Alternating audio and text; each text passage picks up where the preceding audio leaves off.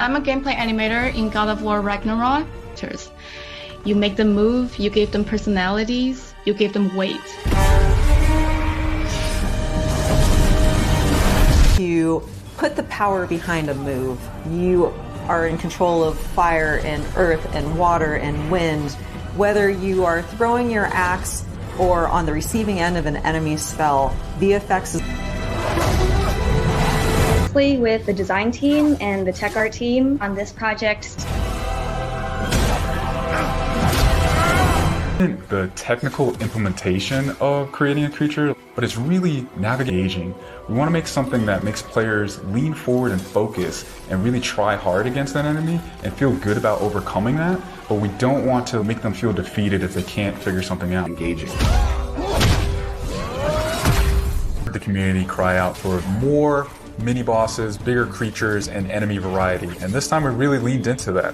So in God of Ragnarok, you're going to be traveling to all 9 realms, and each realm is going to have like its own. For example, in Alfheim, we're familiar with the Dark Elves, but this time around we're going to be fighting Light Elves, such as the Light Elf Warrior. We don't have to think about the camera and how close combat is going to feel. We already have that knowledge, so we can build upon the close camera that we have. And more interesting scenarios.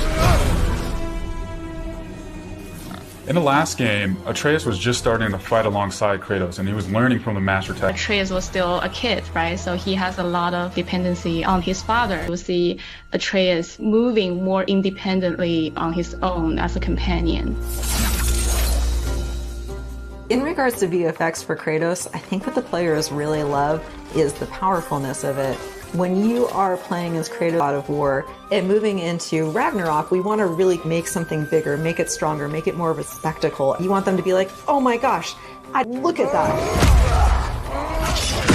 He's going to have access to newer combos and newer abilities that will increase the combat depth of each weapon. Really enjoyed from previous God of Wars is the combat grapple, and we're going to be bringing that with a new twist.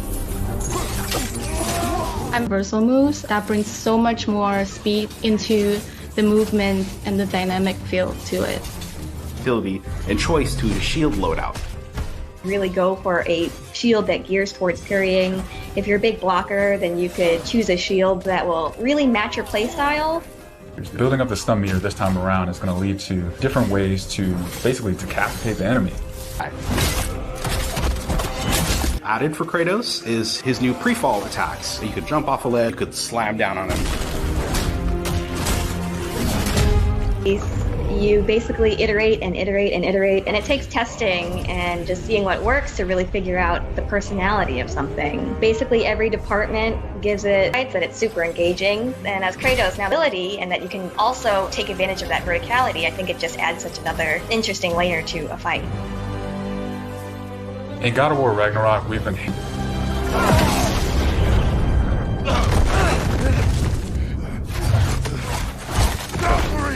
Odin must have sent them!